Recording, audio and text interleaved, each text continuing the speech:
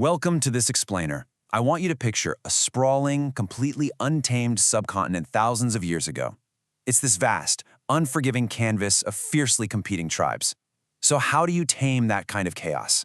Today, we're uncovering the invisible architecture that did exactly that. We're diving into the dramatic birth of statecraft, the epic story of how human organization actually conquered a continent.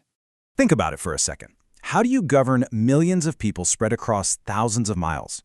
You have no smartphones, no internet, not even a reliable network of paved roads. The sheer, sprawling geography of ancient India was literally a constant looming threat, always ready to shatter any illusion of unity. To survive, to overcome that incredible distance, they needed a brilliant, almost ruthless weapon, and that weapon was administration. It was a machine so advanced we are still feeling its echoes millennia later. Our journey today spans from the misty, semi-nomadic existence of early tribes around 1500 BCE, all the way to the glittering, golden heights of two world-shaping empires.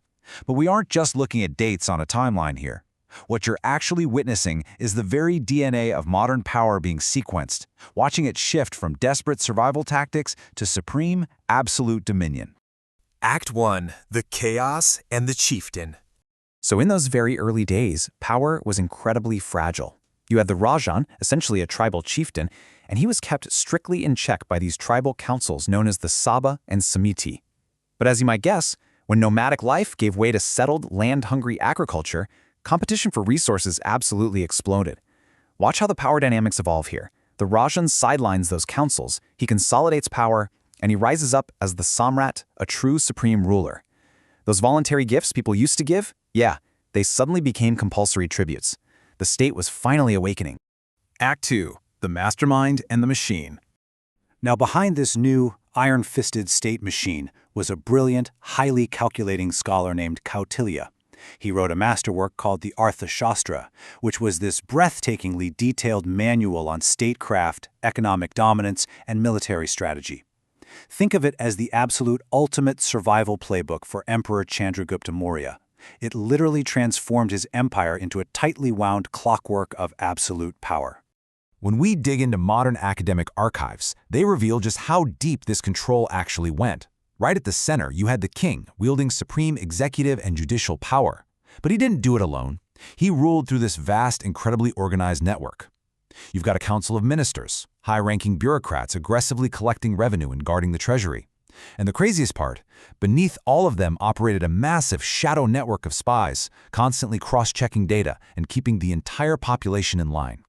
Just to control the everyday urban chaos, the Mauryans engineered this incredibly meticulous municipal blueprint. We're talking 30 members divided up into 6 hyper-specialized committees, and they tracked absolutely everything. The industrial arts, the exact movements of foreigners, trade, they literally tracked the very breath of their citizens through mandatory birth and death registrations. I mean, it was an unparalleled era of ancient, relentless surveillance.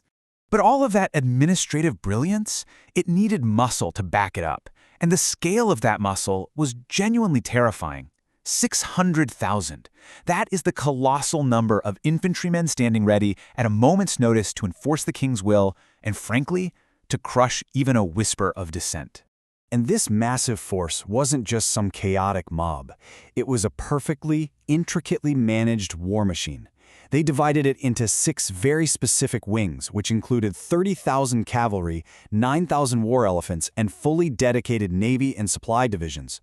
Each one of these wings was meticulously supervised by a superintendent or an adhyaksa. It was, without a doubt, a devastating, perfectly organized instrument of empire. Act 3. Ashoka's Moral Empire. So Emperor Ashoka inherits this incredibly ruthless, hyper-efficient machine. But after personally witnessing the absolute staggering horrors of war, he executes this stunning pivot. He decides to wield Dhamma, the cosmic law of righteousness. Instead of using those spies to instill fear, he deploys Dhamma Mahamantras. These were officers specifically tasked with the material and spiritual well-being of the people. He even introduces the concept of judicial pardon to a system that was completely unforgiving before. It's this huge, sweeping bureaucratic revolution, totally fueled by compassion. Act 4. Dawn of the Golden Age.